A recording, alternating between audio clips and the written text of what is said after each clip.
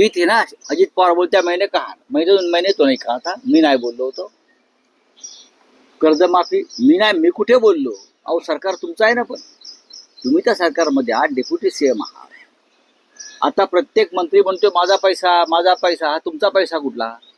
ते एक मंत्री आहेत, माझ्या खात्याचा पैसा वळवला. अहो लाडका बहिणींना दिला ना, तुम्हाला कशाला पैसा पाहिजे? लाडका बहिणींना तुम्ही पैसे दिलेत म्हणून तुम्ही रडताय. त्याआधी कसे हसत होतात मतं पाहिजेत म्हणून. तुम्हाला पैसा आता माझा, तुमच्या खिशातला पैसा वळवलाय का सरकारीच पैसा आहे?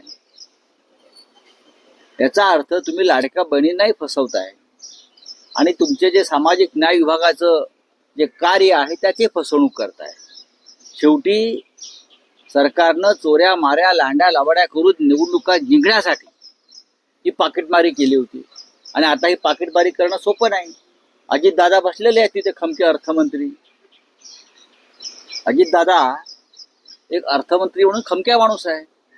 आमच्या काळात आम्ही पाहिलेलं आहे ना. मात्र शकुनीचा सहभाग असं देखील एक बार हिंदी में म्हणतात, अर्थ खात्यात शकुनीचा सहभाग असं देखील आता चिडून ते म्हणाले. म्हणजे अजितदादा पवारांना म्हणाले शकुनी.